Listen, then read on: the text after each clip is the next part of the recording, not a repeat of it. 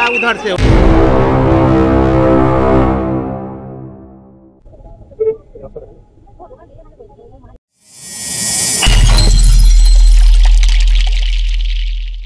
Namaskar and welcome back to my channel Variety Unfolded once again.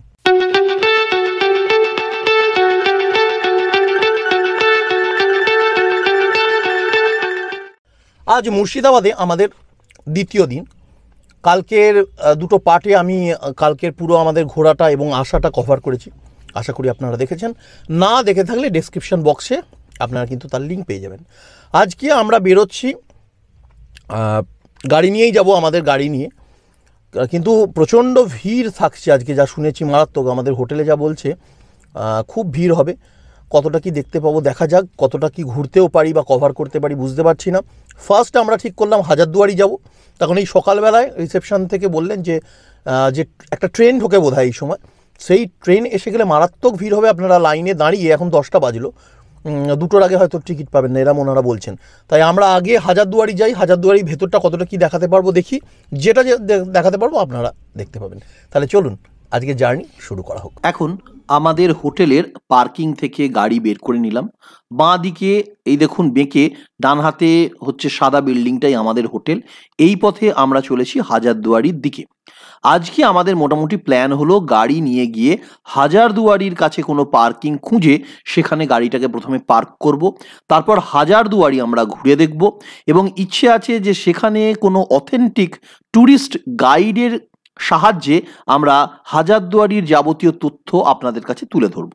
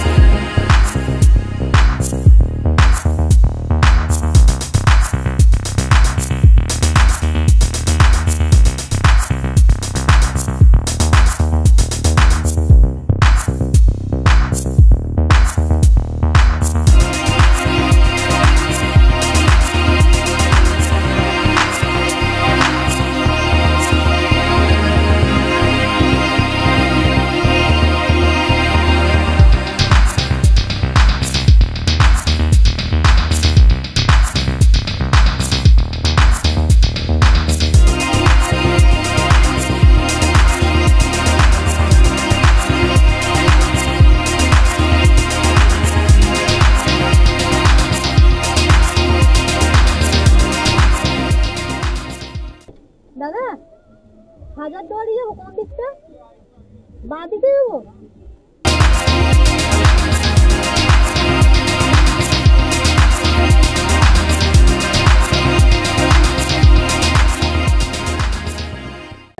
Hazarduari ইয়েটা না, গাড়ি রাখবো কোথায়? পার্কিং এর ভেতরে?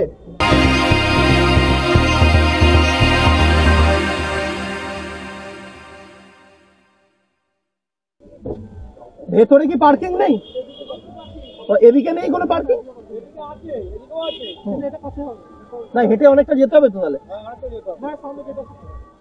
না না, হ্যাঁ এইদিকে চলে যাবো। আজকে প্রচন্ড ভিড়, এই পথে বললেন পার্কিং আছে। আমরা পার্কিং এর দিকে এগিয়ে চলেছি। গাড়িটা প্রথমে পার্ক করব, তারপর হাজারদুয়ারিতে আমরা টিকিট সংগ্রহ করব। আর আমাদের হোটেল থেকে হাজারদুয়ারির ডিস্টেন্স আপনারা দেখলেন, পুরো রাস্তাটা আমি আপনাদের সুবিধার্থে তুলে ধরলাম কিন্তু এখানে। আর এই আমরা পার্কিং এসে গেছি, দেখুন বাঁ দিকে আমি গাড়িটাকে পার্ক করছি।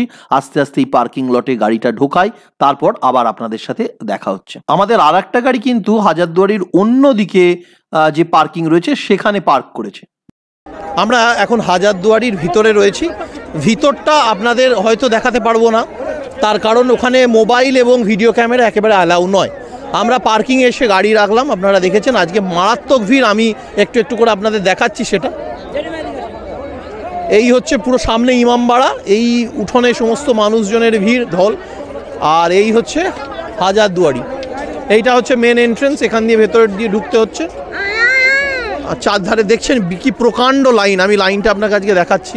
এই যে পুরো পিছনের দিক থেকে এইভাবে লাইন আসছে আপনাদের, এইভাবে লাইনটা আসছে, ওই দিকে হচ্ছে মেন এন্ট্রি, এই সোজা মেন এন্ট্রি এটা। আমরা হাজারদুয়ারি প্যালেসের ভেতর চলে এলাম, প্রচণ্ড রাশ রয়েছে। আর আমরা প্রথমেই একজন ট্যুরিস্ট গাইডকে সংগ্রহ করে নিয়েছি, চলুন দেখা যাক ওনার কাছ থেকে কি কি জানা যায়। সিরাজ মারা গেছেন 1757, তাহলে সিরাজের সঙ্গে এই বাড়িটার কোনো সম্পর্ক নেই। এটা ছিল তৎকালীন, এটা কোর্ট বা বিচারালয়, কোনো নবাব থাকতো না, তাই এটা কোর্ট। বর্তমানে আমাদের কলকাতা হাইকোর্ট চালু হওয়ার পর এখন কেন্দ্র সরকার অধিগ্রহণ করার পর এখন মিউজিয়ামে ঘোষণা করেছে, তাই বর্তমানে এটা হাজারদুয়ারি মিউজিয়াম। সিরাজের যে বাড়িটা সেটার নাম ছিল হাজার দরবার ওরফে হিরাঝিল, বর্তমানে নদীবক্ষে ডুবে আছে কোর্ট। তাহলে এটা সিরাজের নয়, এটা 1829-এর, আর সিরাজের যেটা ছিল 1756। তাহলে সিরাজের সঙ্গে এটার কোনো সম্পর্ক নেই। তখন সিরাজ মারা যাওয়ার পর যারা নবাব এলেন তারা সব পরাধীন পুতুল নবাব ইংরেজদের আন্ডারে, তাই এগুলো সব ইংরেজদের আন্ডারে পরাধীন নবাবদের তৈরি, এগুলো যা দেখবেন সিরাজের বলতে নেই। সিরাজের একমাত্র নিদর্শন নদীর ওপরে খোশবাগে। তাহলে এই বাড়িটার নাম হাজারদুয়ারি। এই যে আপনারা হাজারদুয়ারি বলেন, তাহলে হাজারদুয়ারির নাম কেন? এই হাজারদুয়ারি টোটাল 12 বিঘে ঘরের ভেতরে যখন আপনারা ঢুকবেন তখন এই ঘরের ভেতরে টোটাল 1000টা দুয়ার বা দরজা পাবেন। এই 1000টা দুয়ারের মধ্যে 900 দুয়ার আসল কাঠের, 100 দুয়ার অর্থাৎ দরজা নকল চুন সুরকি দিয়ে। 900 আর 100 সর্বমোট 1000টা দুয়ারের জন্য আপনারা প্রত্যেকে এই বাড়িটাকে হাজার দুয়ার বলে বাড়িটার নামকরণ করলেন হাজারদুয়ারি। কিন্তু এটা ইংরেজদের কুঠি বাড়ি, উচ্চ পদস্থ ইংরেজ কর্মচারী আসত, থাকতে এবং অবশেষে আনন্দ উল্লাস করতেন, তাই ইংরেজদের এটা কুঠি বাড়ি। তাহলে এটা সিরাজের নয়, সিরাজেরটা নদীবক্ষে। প্রথমে হলুদ মিনারে ওই যে দেখা যাচ্ছে, এই মিনারটাকে বলা হতো ঘড়ি মিনার বা ক্লক টাওয়ার। আগেকার দিনে আমাদের বাবা ঠাকুরদারদের আমলে হাত ঘড়ি ছিল না, পকেট ঘড়ি। তো তখন ইংল্যান্ড থেকে মির্জাফরের 6 অর্থাৎ 6 নম্বর বংশধর ফেরাদুনজা জাস্ট কোর্টের সময় দেখার জন্য ঘড়ি নিয়ে এসে লাগিয়ে দিয়েছিলেন সময় দেখার জন্য।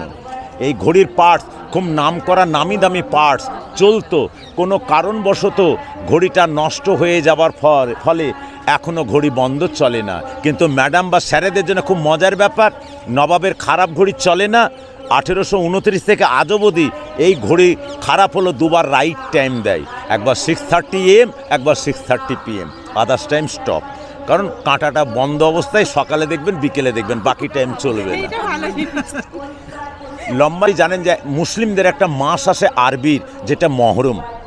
অনেক জায়গায় দেখবেন কালো পোশাক পরে ছোরা দিয়ে বুক কেটে যে শোকটা পালিত হয় সেটা মহরম। মহরম হচ্ছে শোকের মাস। ওই 9 দিন প্রত্যেকটা কাস্ট বা ধর্মের মানুষের জন্য টানা 9 দিন খোলা থাকবে। ওই 9 দিন আপনারা যে কোনো ধর্মের হন, জাতি ধর্ম বর্ণ নির্বিশেষে প্রত্যেকটা ধর্মের মানুষ এই ইমাম বাড়িটাতে 9 দিন আসবে, থাকবে। তার জন্য কোনো টাকা পয়সা লাগবে না, কারণ ওটাকে বলা হয় মুসাফিরখানা বা গেস্ট হাউস। এর ভেতরে আছে ইরাক থেকে আনা রেপ্লিকা ইমাম হাসান এবং ইমাম হোসেন, ওনাদের কোষ্ঠী পাথরের ছাপ। একদিকে মেয়েরা থাকবে, একদিকে ছেলেরা থাকবে, তা এটাকে বলা হয় মুসাফিরখানা বা অতিথিশালা।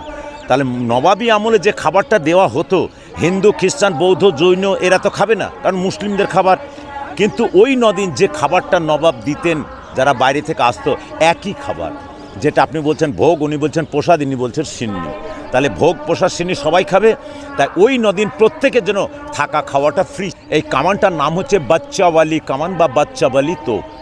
এই কামানটাকে আপনার সামনে যে নদীটা বেয়ে যাচ্ছে, এই নদীটার নাম হচ্ছে গঙ্গা বা ভাগীরথী। এই ভাগীরথীর তীরে 1837 সালে হাজারদুয়ারির নবাব যখন হাজারদুয়ারি প্রাসাদ কার্য নির্মাণ শেষ করলেন, তখন ভাগীরথীর তীরে কামানটাকে কুড়িয়ে পেয়েছিলেন বালিতে। কুড়িয়ে পাওয়ার পর উনি একবার টেস্ট করেছিলেন যে কামানটা ভালো না খারাপ, দেখা যাক। তৎকালীন 18 কেজি বারুদ এবং 18 কেজি পাট গেদে যখন ব্লাস্ট করানো হলো, তখন বিকট বিভৎস একটা আওয়াজ হয়। এই আওয়াজে 1 থেকে 1.5 কিলোমিটার রেঞ্জের মধ্যে সেই সময় যারা আমাদের মা এবং বোনেরা প্রেগনেন্ট ছিলেন 5 থেকে 7 মাসের, তাদের ওই কামানের আওয়াজে পেটের বাচ্চা ডিসচার্জ হয়ে যায় বা বাচ্চা প্রসব হয়ে মারা যায়। আর যারা কাছে ছিলেন সঙ্গে সঙ্গে স্পট ডেথ। এই মা বোনের বাচ্চা মারা যাওয়ার কারণে নাম দেওয়া হলো বাচ্চা বলি, কামানে যে বলি হয়ে মারা গেল। যে মদিনাটা অ্যাকচুয়ালি এটাই হচ্ছে সিরাজের। আদার যতগুলো জায়গায় দেখবেন বা দেখে এলেন কোনোটা সিরাজের নয়, সব মির্জাফর তার জেনারেশনদের। এখানে একটাই সাদা যে ঘরটা, এটার নাম হচ্ছে সিরাজ মদিনা। 1756 সালে সিরাজউদ্দৌলার দাদু, যার নাম আলীবর্দী খাঁ, তখনকার দিনে যারা গরিব প্রজা মক্কায় হজ করতে পারতো না যেতে, তাদের উদ্দেশ্যে সেখান থেকে সোনার পাত্রে মাটি এনেছিলেন। এই মাটি এনে 1756-তে সর্বপ্রথম সিরাজের হাত ধরে মদিনাটা নির্মাণ করালেন। কারণ মক্কা মদিনার আদলে তৈরি, ওইভাবে তৈরি, তাই ওটাকে সিরাজ মদিনা বলা হয়। সিরাজ কথার অর্থ হচ্ছে সন্ধ্যা প্রদীপ বা রাষ্ট্রের চিরাগ আলো।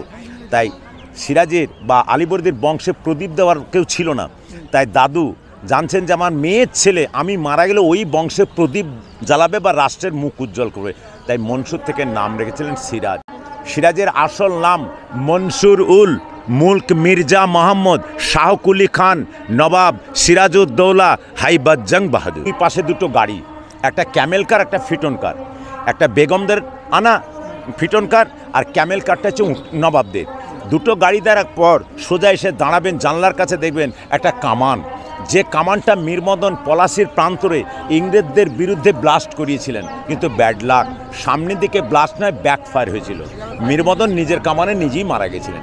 ওই কামান দেখার পরে দেখবেন তলোয়ার রাখা আছে, যেটা সিরাজ এবং আলীবর্দী তাদের ঢাল তলোয়ার, প্রত্যেকটা জিনিস 3টে ল্যাঙ্গুয়েজে লেখা আছে, আপনারা পড়বেন, দেখবেন, যাবেন।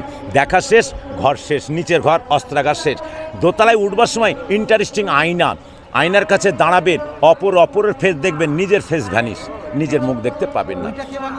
ওটা নবাবই করিয়েছিলেন। কারণ আপনি আমি এটা যদি একটা সায়েন্সের ছাত্র হয়ে আমরা নিজেরাই করতে, ওটা ম্যাথের ব্যাপার। 45 90 ডিগ্রি অ্যাঙ্গেলে আছে, তালাই উঠবেন। লেফট অ্যান্ড রাইট, লেফটে লেখা আছে ব্রিটিশ, ইংরেজদের যাবতীয় সাজ সরঞ্জাম ইংরেজদের আছে। ইংরেজদের জিনিসগুলোকে দেখার পরে ডান দিকে দেখবেন বড় করে লেখা আছে রাইট সাইড প্রিন্স গ্যালারি। এবার শুরু হলো নবাবদের আসবাবপত্র, এমনকি মোগল সম্রাট ঔরঙ্গজেব থেকে আরম্ভ করে লাস্ট নবাব পর্যন্ত প্রত্যেকের কার কোনটা সব লেখা আছে। আর ওখানে দেখবেন নবাব যে প্লেটে খেতেন, টেস্টিং প্লেট, প্লেটে বিষ থাকলে খাবার দিলে প্লেটের কালারটা ডিসকালার হয়ে যেত, নবাব বুঝে দেন খাবারে বিষ আছে।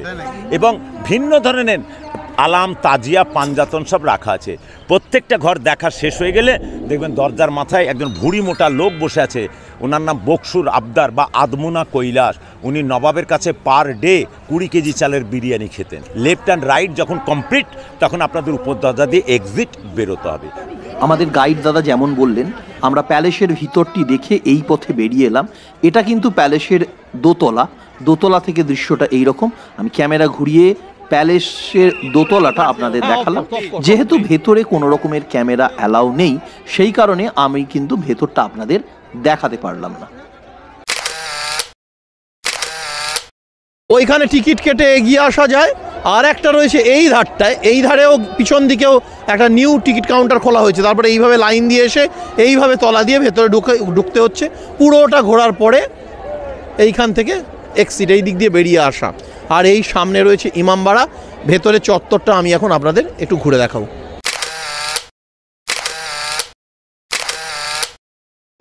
তা ইমামবাড়াতে আপনাদের আমি একটু ঘুরে হাজারদুয়ারিটা ঘুরে দেখাচ্ছি।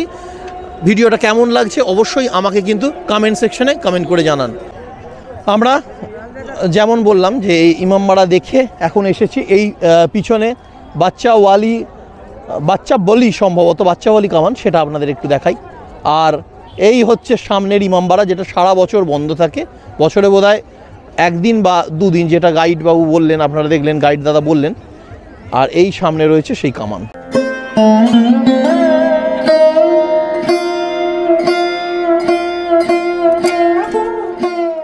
আমাদের মুর্শিদাবাদ ভ্রমণ সিরিজের এই পর্বে আমি চেষ্টা করলাম কেবলমাত্র হাজারদুয়ারি প্যালেসটিকে আপনাদের কাছে একটি সম্পূর্ণ ভিডিও আকারে তুলে ধরতে এবং এখানের এই হাজারদুয়ারি প্যালেস সম্পর্কে কিছু অজানা তথ্য আপনাদের কাছে উপস্থাপন করার আমি চেষ্টা করলাম। ভিডিওটি কেমন লাগলো জানাবেন। এর পরবর্তী পর্বে আমি ফিরে আসছি মুর্শিদাবাদ সাইট সিইং নিয়ে।